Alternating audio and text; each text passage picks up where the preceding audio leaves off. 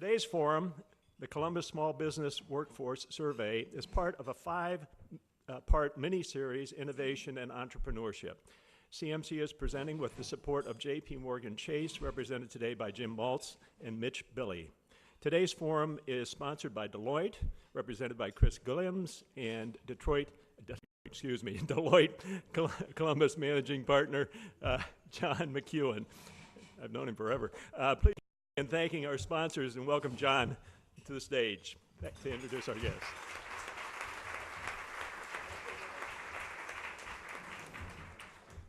Thank you. Again, I'm John McEwen. I'm the managing partner at Deloitte in Touche, and we chose to support this Metropolitan Club event because we understand the importance of the mid-market and privately held companies. And it forms the backbone of the U.S. economy, and it will be the key to our continued growth here in Columbus.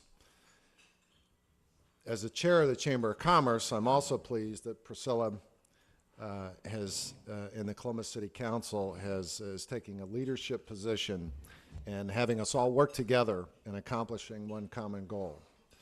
At Deloitte, nearly 60% of our clients operate in the middle market space, and locally we're the largest accounting and tax organization with 80% of our clients in the privately held space. That may surprise some of you. You think that we do big public companies, and we do.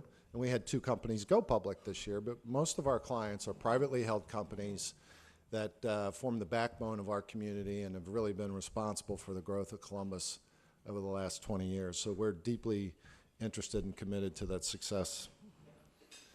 If you'd like further information about what we do, contact Chris Williams here or any of our Deloitte people. We've got a table full of them here that can give you some more information about what we do. Columbus City Council recognizes that encouraging entrepreneurship and developing our workforce are at the heart of maintaining a healthy and growing economy. Our speakers will discuss what they asked and what they learned in their research. So let's meet our panel. Jung Kim is Director of Research for the Columbus Chamber. Cheryl Hay serves as the Deputy Chancellor of Higher Education Workforce Alignment for the Ohio Board of Regents. Keith Stevens is the CEO of ProTeam Solutions, known as PSI, also a Chamber Board member. And hosting and moderating our discussion is Columbus City Councilwoman Priscilla Tyson. Please welcome all of our panelists. Priscilla, it's all yours. Thank you.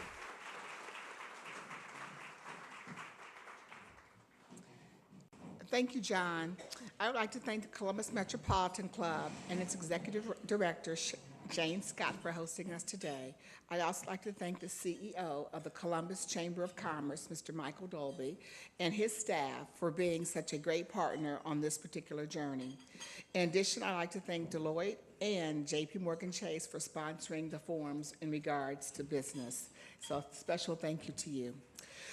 On Columbus City, I also want to thank my staff who's here, who's worked really diligently on this, and there's Tom and Jason and John Ivanek are here. I also want to recognize Senator Shalita Tavares, who's focused at the State House on workforce issues. Columbus City Council, I chair Finance, Workforce Development, and Health and Human Services.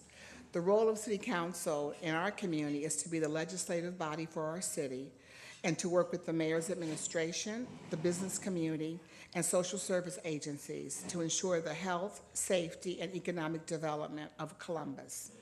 One of our great partners in achieving these goals is the Columbus Chamber. Nearly 3 years ago, City Council brought together 75 small business owners, business organizations, including the Chamber, and nonprofits for a small business roundtable in order to explore the methods of supporting and growing Columbus small businesses. Council members held working group meetings to delve into the opportunities and challenges for small businesses. The roundtable discussed issues such as access to capital, market access, 311 for small businesses, mentorship, and streamlining doing business with the city.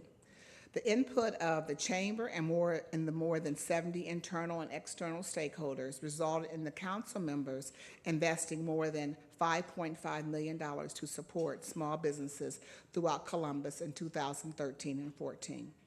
During the Small Business Roundtables conversations, a discussion arose about improving the quality of the workforce in Columbus for these small businesses.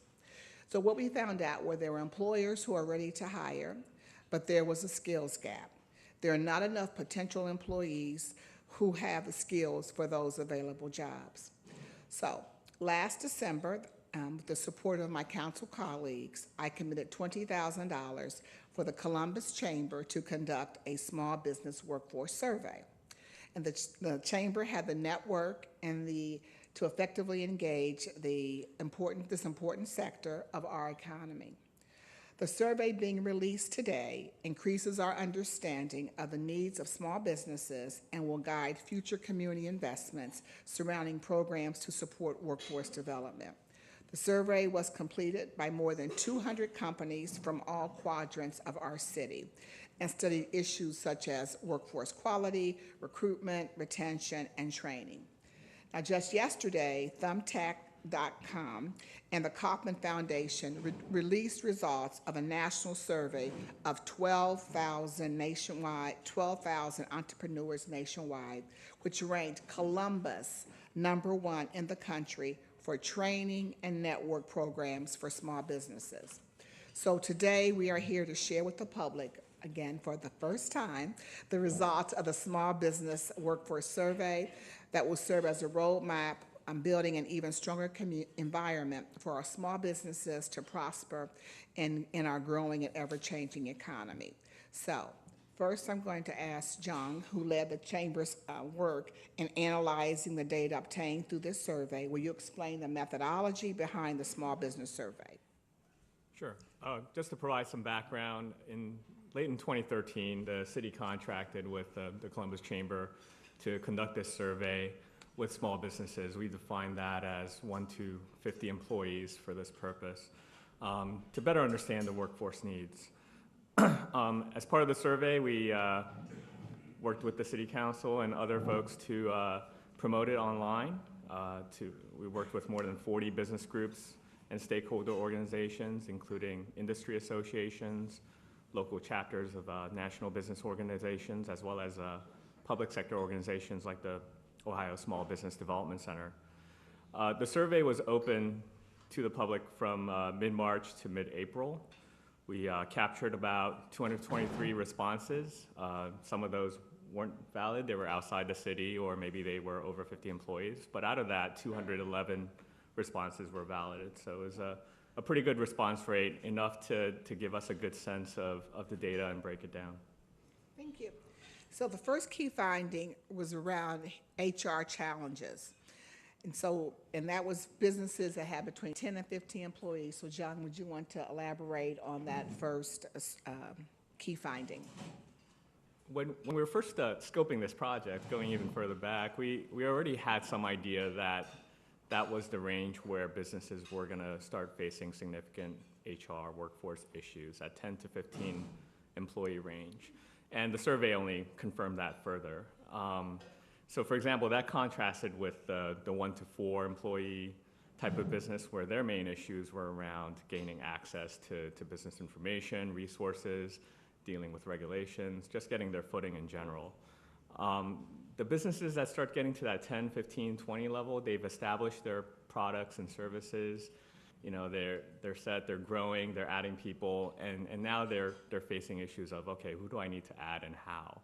And I think one of the challenges there is they're big enough to have gotten to that point, but they're not big enough to have a standalone HR person, or even to seek HR services outside of their organization. So Keith, I will ask you, as your business grew, how did you meet those HR challenges?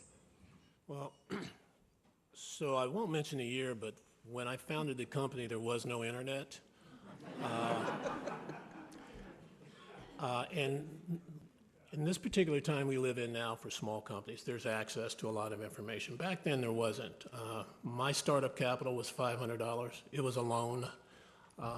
And so I was wearing several different hats. HR was the last thing we were able to do. We were hiring. We had no employee manual. We had no review system. We were just bootstrapping for sure. I want to fast forward and say that through the making it through several downturns in the economy, we are at a place now, 22 years later, where I still don't have an HR person full-time on my team. We've outsourced that function along with a lot of other functions. And we happen to be in the business of finding people for companies, and more we're seeing small businesses take that avenue. It takes a lot of risk off the table to engage a company like ours and let them kind of outsource it, basically. Thank you. Cheryl, what can educational institutions and workforce partners do to help address the needs that if a business doesn't have an HR function? I think there are a couple things. So our small business development centers, a lot of people don't realize that in addition to helping people with intellectual property and access to capital and helping them with how to market their products, they also can connect them with a network of people that can help them with their HR issues. Help them develop that policy manual, because now when you start to get 10 to 15 people, you lose the ability to touch that person every day because you're busier. You have more people in your office, you're selling more product, and that's where you want to be, but now you lose that personal touch, and while we want to always keep that, sometimes in today's world, from a liability standpoint, you do need to begin to have policies and procedures.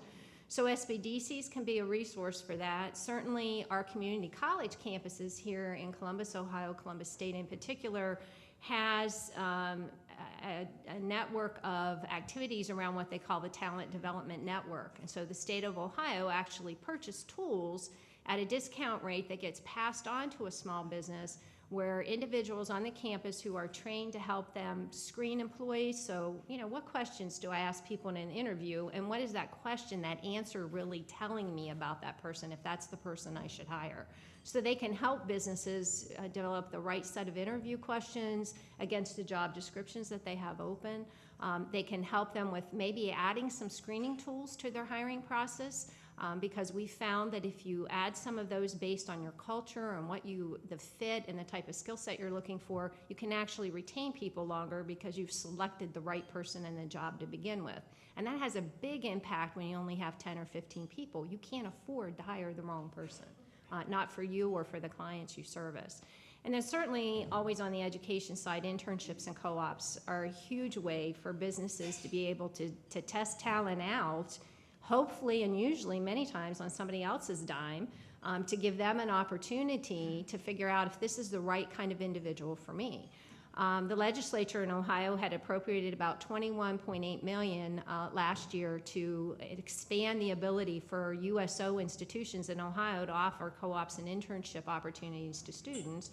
So with those dollars, we saw in the first year of the program 921 businesses who actually utilized co-ops and interns across Ohio, and of those, 45% had never done so before. So for them, that's like a whole new resource of a way to have talent for their businesses. And at the same time, they're building, so even if they don't hire everybody they do a co-op or internship with, they're actually building the skill set of that individual so that students are connecting learning with what's really happening in the real world. Thank you, Cheryl. I also want to mention that the City of Columbus also offers, if you have a business with 50 or fewer employees, we are offering classes that are free for small businesses. And so if you are registered with the City of Columbus, then you can partake in those classes. And so certainly we have, in terms of HR needs, there are certainly lots of trainings around how to work with your employees, and it's just varied classes for businesses. So hope more people will take advantage of those, because we recognize the importance of everyone cannot afford to be able to have training in those areas. And so we have, the city has also, based on these discussions, have added that as an added benefit for small businesses. So our second key finding in regards to that employers say that talent is available in our community, but it doesn't match, the talent doesn't match the open positions. So what does the survey show us in that regard?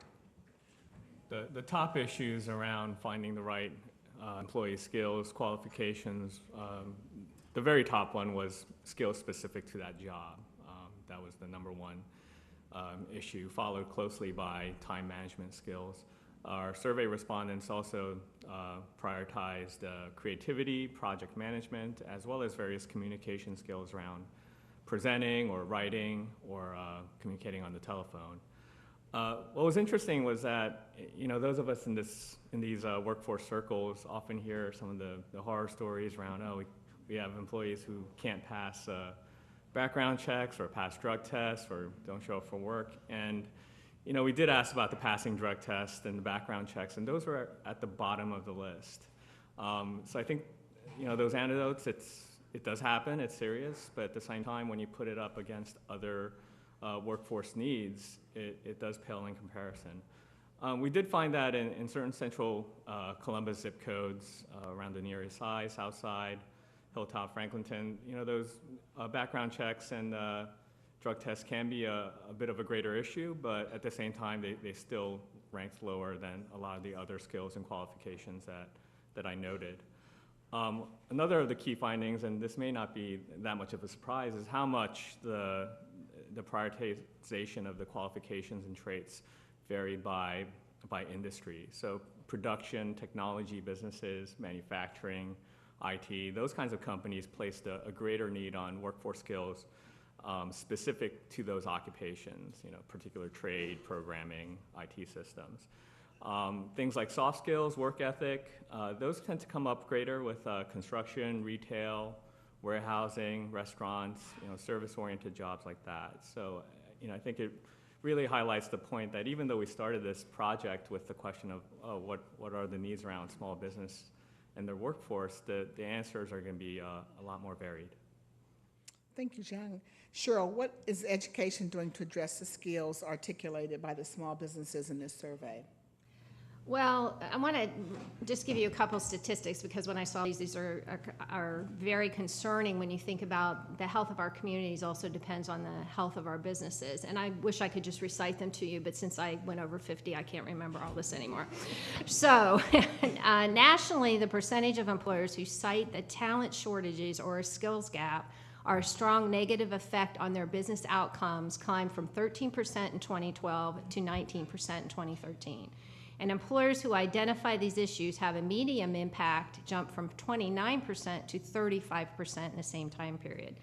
So almost 1 in 5 employers facing talent shortages say that the skills gap have a serious effect on their ability to meet their clients' needs. And it also is reducing the competitiveness and productivity of their businesses in general, while also having an effect on having increased staff turnover in their businesses because people are having to do more with less individuals because they have positions open. So when you look at those stats, you realize that higher ed has to get more integrated with business and industry and what they need as it relates to skill sets and the types of individuals that we're turning out of our education institutions. Some of the activities around that space that are occurring is that at the state level, the Board of Regents released a report on the condition of higher ed as it related to workforce initiatives. And that can be found at our highered.org website. But we looked at 5 things in the skills gap that are kind of driving this conversation around not being able to find people. One is there is definitely, as Jung talked about, this lack of technical skills. So less and less are people going into welding, manufacturing, logistics. Part of that is because they don't understand the career paths in those industry sectors. They hear there have been a lot of job loss in manufacturing, but what they don't understand is that's been an impact of technology.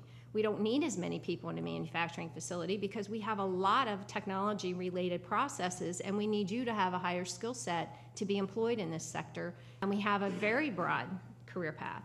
So not understanding the industry, the attractiveness of the industry, you have the skills issues we talked about where people don't have problem-solving skills, they don't have creativity on the job, they can't communicate with people. I don't know about you, but I get my cell phone bill and see that my son did 951 texts this month, and I wonder if he ever uses his vocal cords. So, you know, you can understand how communication becomes an issue. So when you look at those things, the types of things that are being done are how do you first find out what businesses need, and then how do you help our students determine the appropriate career path for them, as well as give them the right skill set. And some of those things, City Council, I believe Councilmember is going to talk to you about investments that you're making and doing activities here in Columbus with Columbus State around how we get individuals into career-specific occupations and provide them wraparound services. We have to realize that today's student, and when I say student, I mean 18 to 65, are individuals who have a multitude of needs, and we need to have very structured programming to help them complete their education. Also, Ohio is going to be doing what we call the Ohio Career Conversation. So we're going to be holding regional meetings between all of the counselors in our higher ed institutions, as well as our K-12 system, with business and industry in each region. And we're going to do that through a half-day conference where each region will have the manufacturing industry, will have a panel where they talk about their industry, and then take questions from the audience related to what skill sets do you need, what do people have to do to be prepared for an interview. We will have multiple industries represented in those workshops as a way to kind of begin that dialogue and that two-way exchange so that education can leave there and change things in our curriculum that will help our students have better skills that meet that business need, and then also help our career counselors in talking to students about, wow, I just learned that there are 14 more career paths than I understood in the finance industry. And so it's really hard for our folks to get that information if we don't provide these opportunities for business to meet with education. So those are some of the type of things that we're trying to do. Certainly Columbus State Community College, through funds from the Ohio Department of Education, has a program with several school districts in the K-12 system led by Reynoldsburg High School and Columbus State called Innovation Generation, where they're actually talking to students about specific career paths where they can get college credit in high school and then transition into post-secondary education. I mean, that's important because I will tell you, I have a niece who, when she graduated from high school, had 61 credit hours at Kent State University, and she wants to be a physician. So she started at Kent State last year as a junior because she had those types of opportunities that are provided by these types of funding. And think of the relief it was for my brother who she wants to be a physician. Think of all the money he just saved. And so Keith, what is your experience as relates to the skill level of candidates that you're seeing in your business? So I want to take this from two perspectives. A little bit about our company. We actually provide staffing support to organizations, some of the major companies in the Central Ohio area. That's one part of our business, but I'm going to put on the hat as a business owner and my need to hire people for our business. And what we've found in order to be competitive, especially now that we're playing in the technology space, I'm spending a lot more money than I wanted to spend to get quality people. They exist, we're finding them, and then our biggest challenge is how do we retain them? So we see the skills out there. The question becomes, do we have the budget in order to afford the best? And, back early on in the business, I always looked at the annual pay and got sticker shock there. I typically break it down now in quarters, and I'm looking for some return on investment. It allows me to bite off a big salary when I can tie to that some results that we're trying to achieve. So from that perspective, for our needs, and typically they're recruiters, I've got some senior level consultants who, it's a little easier with them because they need to be out billing, and so I've got a client helping me with that salary. But I'll give you an example. I had a controller on staff from 2000 to 2009. We were paying him $80,000 a year plus. He got a lightweight bonus based on days sales outstanding. That was part of his responsibility. In 2009, we had a conversation. I said, listen, what if and here's the other thing. He was an Excel spreadsheet wizard. We made an investment right in the middle of the recession of some pretty cutting-edge software. Quite frankly, it changed the whole complexion of our business, made us much more efficient. I didn't need an Excel spreadsheet wizard anymore. So the conversation with Dave was, listen, let me find you another job with a company that will value the skill set you bring, the Excel skills that you bring, and then contract with me on a monthly basis, 5-10 hours a month, and take care of my monthly financials, still interact with my accounting firm, That worked, and the light bulb went off for me. I outsourced my marketing. We began to outsource a lot of different things. So for me, especially after weathering a recession, from a small business owner, I'm trying to maintain my service delivery to my clients on the least amount of people that I need sitting in my office, right? So that's one side. On the on our staffing side of the business, for companies we're supporting, we're seeing a lot of companies now investing dollars in companies like us paying a fee to bring people in full time because they don't have the time and they quite frankly don't have the expertise. We're reviewing 3,000 plus resumes a week. We've got a pretty robust engine. We're leveraging tools that one might argue are illegal in actually sourcing for candidates. But again, in our world, it comes down to budget. It comes down to what you're willing to pay for. We're challenged in the public sector sometimes. They're minimized by their budget. They want best skills. They want skills that can lead them into get them out of legacy technology, but they don't have the budget to do it. So what I am seeing, and I talked about this, I think, with Cheryl a couple days ago on a phone call, is my sister, I'll use her as an example. She's been with McGraw-Hill as a senior director of IT since out of college at OU. She's ready to retire. She knows COBOL and she knows mainframe. If she wanted to get another job, I don't know where she's going to find it. And so there's this skills gap. You've got people that have the logic, they have the capability, they need access to training in some of the emerging technologies, and I think that is an opportunity area for Central Ohio. Thank you, John. So that leads us to workforce training and education, because that was the third key finding and goes right into the comments you just made. So, Jung, the study finds that workforce training and education are viewed importantly across all industries. However, but industries vary in which part of a training and education system and which they would prioritize for improvement. So tell us what we learned from that third finding. Once you get above 10, 15 employees where they start facing these issues, all kinds of industries, regardless of which sector they're in, what types of positions they're hiring, they all emphasize workforce training and education.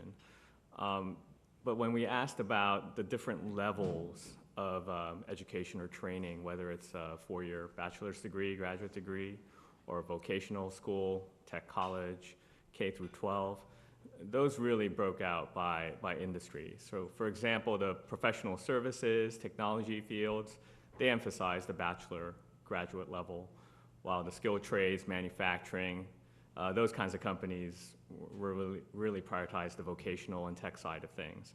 And then when you get into some of the more lower skill jobs like retail, warehousing, they actually prioritize the K through 12.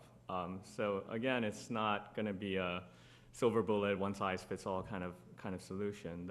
It's really going to vary by the type of company, what industry they're in, and who they're hiring. Thank you.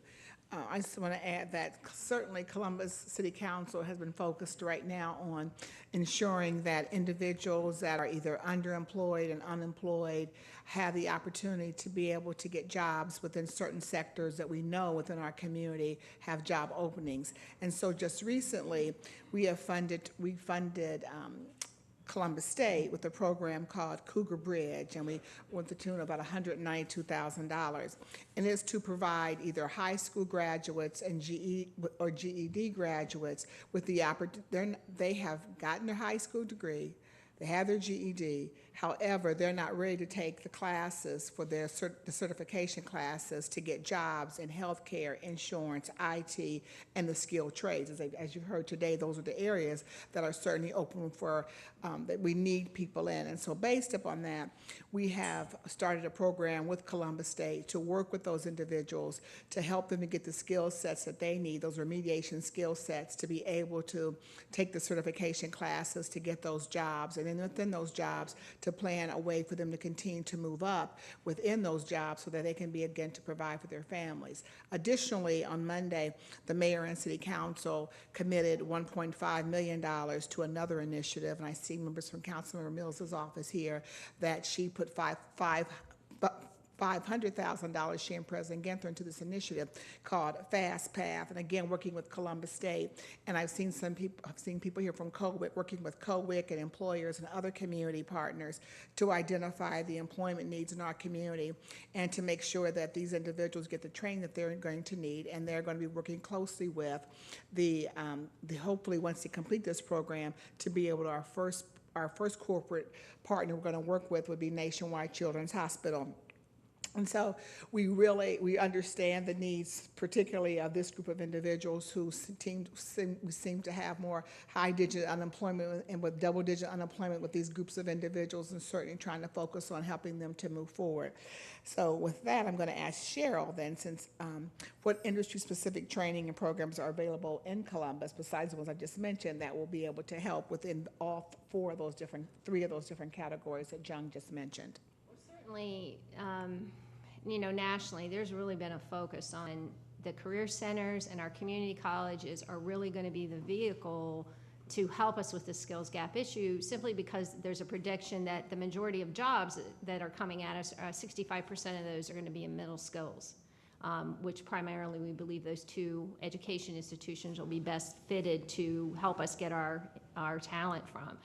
So there's been dollars sent to our region from the feds that have been focused. They were high growth job training funds that have been focused on helping education institutions create short-term programming to get people back to jobs. And when I say people, I mean we've taken individuals who had bachelor's degrees, who had lost their jobs, and put them through training to get them retooled. And for some of those individuals, they couldn't pass some of the college requirements to enter classes because they had taken math 20 years ago, and they maybe don't really use math every day on the job. They're in the marketing field, or sciences. Now they've been in the restaurant industry and they wanted to switch to something totally different, and so they're kind of fascinated by the bioscience, biohealth fields, and they want to get into those tracks. And so that they have to basically be retooled from a very elementary level, if you will, to get them even when they can get into the skilled training. So some of the things that we've had in the past, we've had bioscience focused programs with those federal funds, logistics programs, healthcare electronic information record programs. Some of the things that Columbus State right now I've mentioned are their innovation generation program that's really focusing on that high school population. They also have funding from the Department of Job and Family Services to offer education and training for IT workers. So in that space, they're retooling individuals for 4 job classifications in the IT field. And then if you will take that person as an intern in your business, we will pay the wage of that student while they're interning with you. And we have several of these programs across Ohio. Happily, we have one here in Central Ohio. And then if you hire that person, we offset the wage of that person or the wage of the person who's helping to train that individual. So those are just a couple of things that we have. We have at Columbus State, there's a very intensive program with Honda Manufacturing who's working to take individuals a couple days a week at Honda, and they take classes several days a week at Columbus State to begin to build their pipeline. I think the biggest thing that happens in this space is when industry comes to the table with education, defines the need, and helps us set up those programs. JP Morgan Chase has been a great example of that as they look at skill initiatives they're rolling out in the markets where they have their offices because they want to contribute to shoring up the talent in those communities and contribute to those communities. So the programs, though, they come and go because the funding's not consistent. So I think the strategies we have to start pursuing is that these are not short-term fixes. This is the way education and industry need to do business, and we have to find a way to fund that ongoing. And I think that's one of our biggest challenges for the future. Thank you, Cheryl. I know we only have about 5 more minutes before we start questions from the audience. And so I want Jung, and then I'll have the rest of our panelists briefly share their recommendations and how we move forward. But Jung, I would like for you to give the recommendations from this survey. Thank you. The primary recommendation, as I've noted, is that any new policies, programs, further research that comes out of this really needs to be tailored to the particular industries or types of businesses we're talking about. There is no single solution for this. One of the other key findings and recommendations I'd like to note from the report is that we found that only 30% of the respondents had used HR or workforce resources from, whether it's from government, nonprofits, or for-profit providers. So that's a lot of businesses out there, that are emphasizing workforce needs, but not using a lot of the programs out there. I think we have to figure out whether it's an issue of awareness, or if you imagine the small business owner, maybe they don't have time to really kind of filter through all the offerings out there. But the need is out there, and some resources are out there, but they're not all clearly matched. Thank you. As you can see, a lot of work has gone into this study, and I think that we've all learned a lot. My council colleagues and I want to use this information to continue to work with the community to bridge the skills gap and to meet the needs of the job seekers. And so it's been CMC's tradition to make sure the audience has an opportunity to participate. And we thank you in advance for avoiding long and editorial comments. But I would like for you to have any questions for this, for our wonderful panel, to please come to the podium and ask any questions regarding this particular topic. Thank you.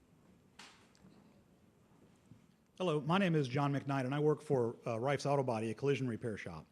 And it is very difficult, I can say, from an employer's perspective, hiring people with truly skilled trades. Not lower medium skills, but high skills. So we really need people to be doing what you guys are all doing to help steer people into these career paths out there.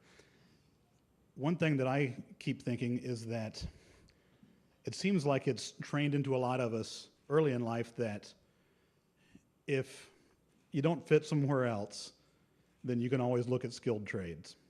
It's kind of like there's that to fall back on. I'd like to see it introduced very early in life, at a grade school level, as that skilled trades are a viable and valuable option that they can consider, and get it into the minds of today's, real young people that are far away from your services still, so that when they get there, it's not a negative thing.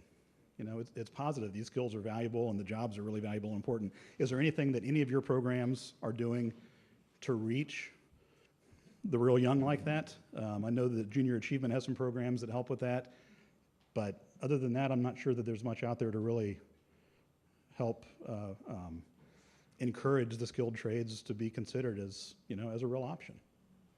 I think there are lots of Thank you. opportunities to be able to begin to ensure that individuals want to be a part of the skills trades. Some ways are making sure that we open up the opportunities to be able to share with individuals the importance of those trades. The other would be to have, as we mentioned before, I think internships, to have, again, people go where they understand it, where they can have an experience. So to be able to come and have an opportunity to maybe intern within these particular trades. I don't know if any of the panelists have any comments on this question. At the Columbus Chamber, we offer talent connections to our members, and that's headed up by Dessa Augsburger, who's at the chamber table here. And that's a program where we're trying to network workforce partners and talent pools to match supply and demand, trying to get towards the one-stop shop that I think is needed out there. And as part of that, we have a service called Intern Advantage, where we're working with companies and students to supply internships. And I think we started out with more of a college level focus, but as time goes on, that will get into more the K through 12, high school level and skilled trades. And one thing that the Department of Education has done is they have definitely heard you as it relates to trades. And one of the things that they're rolling out is what they call career connections. So they hope to get into the beginning seventh grade level to start allowing students to have exposures to across sector careers. So not just trades, but certainly trades as well. Because it's not just the trades that are experiencing this, as I've said, manufacturing, logistics, even our insurance industry. Our insurance industry in Ohio got 30 of their CEOs together, and they worked with the governor's office, and they worked with the Department of Board of Regents, and they looked at their talent pool, and they said, hey, we're going to need 26,000 workers. where are they coming from? Because I will tell you, I don't think there's a campus in Ohio will tell you that we have kids knocking on our door saying, hey, I want to be in insurance. You know, they all want to be reality TV stars. So it's a sad statement. But that sector actually sat down and said, you know, we're going to put money on the table. So they each took part of their company's recruitment budgets and they put together a career portal using Paul Worth, helped them put together what they call insuringohiofutures.com, which gives all kinds of career information about the insurance industry to students. And so I think that's a great example when businesses and the trades certainly look at this. How do we put together those communication vehicles and get that down to that K through 12 realm? And I think Career Connections could be a way to connect some of those activities and get industries to be able to show what they have to offer students. And I would agree with you.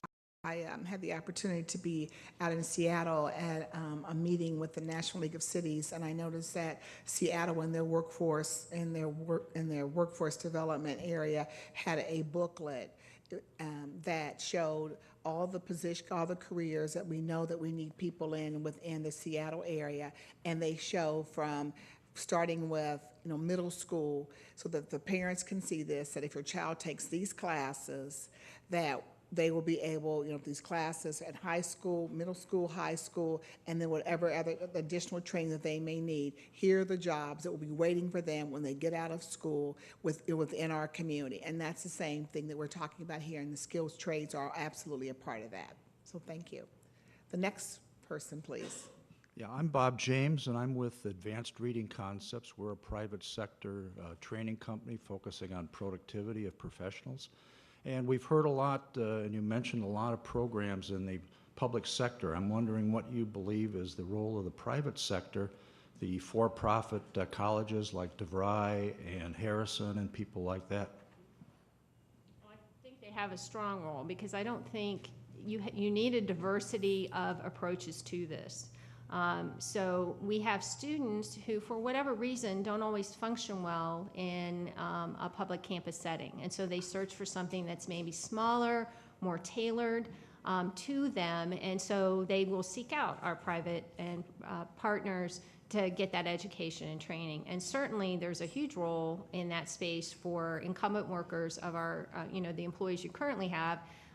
It's very common to reach out to that space to solve your workforce needs, because you're looking for something very customized. My individuals need to know Excel, or now they need to know data analytics, but they need to know it fast. They need to know it faster than maybe a semester coursework can provide to them, because I need them to be productive right away.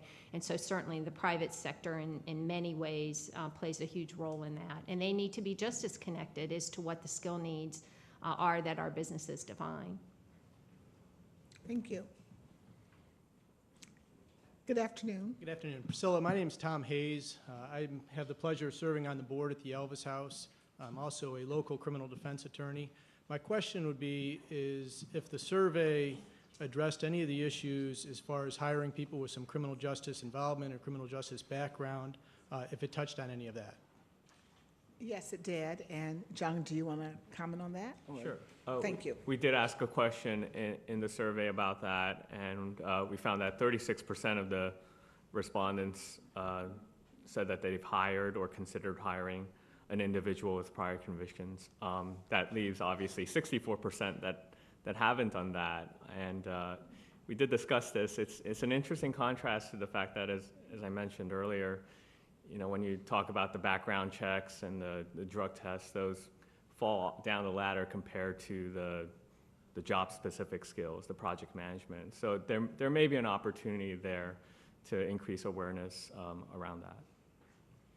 Thank you. I think that we absolutely have to increase awareness around this issue, because as our unemployment numbers continue to go down, and we are still hearing that we still have businesses that need a workforce, that we have individuals certainly around, if you listened earlier, I'm sure you were listening, around the central city communities where you're seeing where you have double-digit unemployment, that there are opportunities for us to be able to ensure that we're beginning to hire individuals that may have had a stint within the criminal justice system. And so I know with the city, we recognize that, as the mayor will tell you and other council members will tell you, that when we're out and about in the community, that's a question that comes up from individuals, and that led the city to start a program called the Restoration Academy. In this particular academy, the individuals work within the city as well as work with other nonprofit organizations for a period of 6 months. The first time that we tried the program, we had 15 individuals, around I think 12 graduated. One of the individuals is now running the program for the city, but we also hired 12 individuals. We did the second year, we had 15 more people, and we've had I think 13 of those graduated, and they're not only working within the city, but they're also working in other places within the community. And so this year we have 2 classes. I think each of them have at least, I think they're like 20 people in each class. So these are individuals who are now working within our community and being an asset to the community. So there are opportunities. I think small businesses probably have an opportunity to be able to hire more individuals who are reentering back into our community.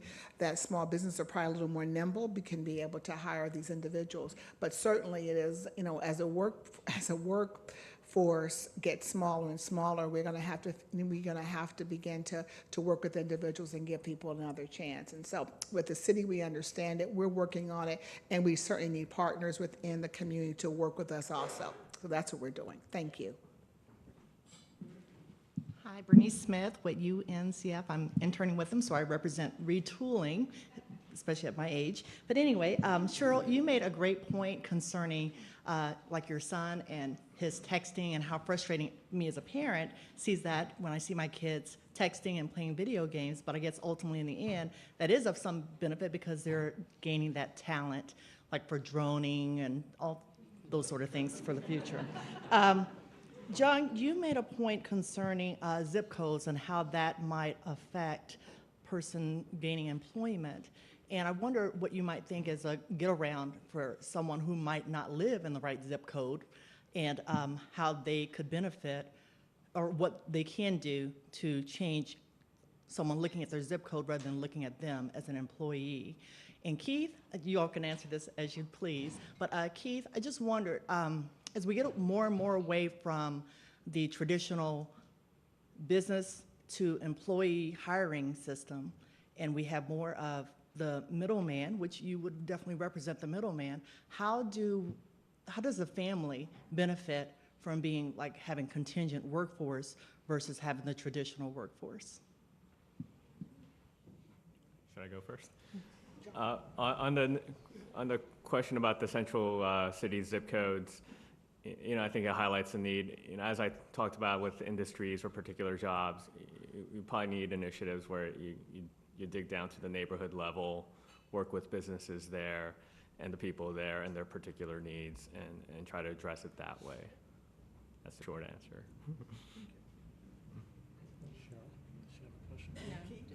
Oh, I'm sorry. I thought you asked Cheryl a question as well. No, it was a comment about her son. Commiserating about our I missed children. that. Yeah. So early on in our company's life, we really had no benefits we could provide contingent workers. That whole conversation and situation has changed pretty dramatically. I've got consultants who've been working for clients for 3-4 years. They have the same benefits that I have. They have the same health care. They have access to the same things. And more we're seeing that. One of the other changes that I'd like to talk about real quickly is we've had to change our entire environment, the office. My goal is to make work fun. If you come in my office, we've got a bunch of 20-somethings in there. We've got bouncy balls and Nerf basketballs. We've got sofas and love seats. And they are being productive. What the goal is to make work not feel like work and really have a focus on their work-life balance. We've now taken that to our contractors who are working in the field and again, trying to treat them like they're full-time workers, because in fact, as that pool shrinks, we don't want you as a competitor picking off our consultants. So we really are working hard to do that. And I think that's happening even in some of the non-IT areas. where companies are really focused on providing a contingent worker a menu of benefits and treating them like they're full-time. You open your office for play dates? Come on by. Love it. Thank you. I'm Jane Scott, and I'm with the Metropolitan Club, and thank you for bringing this program to the Metropolitan Club stage. It's interesting. I'm curious, Priscilla, you asked the Chamber to do this study, but yet we really haven't had much of a conversation about trade associations and the role that trade associations play, number one, in promoting skilled workers. You know, like if you want to be a contractor or a plumber or whatever, welder, you know, are these trade associations promoting these things? Are they marketing? And maybe the Chamber's role or trade associations' roles in elevating the prestige of being a welder? Well, I think that's a good thought. I don't know if I don't see a lot of, and I personally don't see a lot of, you know, commercials or, you know, saying this is a great job. However, certainly we work with, I know a lot of individuals in the trades, and I know that they certainly want to be able to share more of their profession. I know that they're now trying to work within the Columbus City school system. I know that it is a great profession, and so I think that we can certainly look for opportunities to work with them to be able to share the importance of that profession is with the rest of our community. So there should be a partnership to be able to do that. And if I can add, you know, the trade associations clearly could have an important role in this, but even individual companies. For example, my colleague and I were up at Honda for a meeting not too long ago in Marysville at their manufacturing plant, and at the same time there were a couple of school buses full of kids touring the plant. And you know, for someone at that age to get exposed to what a car company manufacturer really does, you know, is a great opportunity. So I think we need more activities like that as well. Thank you. I think we have Joe from. I'm Joe with COWIC, and I just wanted to add just a little bit of information on the trades question. I haven't seen a lot of attention here locally, but Secretary Perez and President Obama, they've had a lot of discussion about businesses and students looking into the trade occupations because they've really changed a lot over the years. It's not your typical manufacturing environment that your grandparent or great-grandparent experienced. So we're going to see a lot of focus coming down over the next few months and funding towards looking at apprenticeships and the trades, not just and we're really kind of expanding on apprenticeships outside of just like the welding and the plumbing, but really looking in, they've talked about apprenticeships in IT, just some of the other industries that are hot in our area. Just wanted to share that. Thank you. And the last comment I will make is that there are a number of organizations that are focusing on workforce development. And so I think one of the comments that was made today was that we've got to figure out how to get this information out to people so that they can get the trainings, they know of all the workforce development skills that are out here. There's an organization in the room today, I see Jewish Family Services. When the discussion at the table was around if you were in a job and you were in a professional job and you've been displaced and you need to have different skill sets, where I know like the Jewish Family Services has a particular program that's focused specifically on that clientele. So there's lots of different resources in this community, and and that's why this forum is so great, to be able to begin to share some of those, and we need to continue to do that. Rich.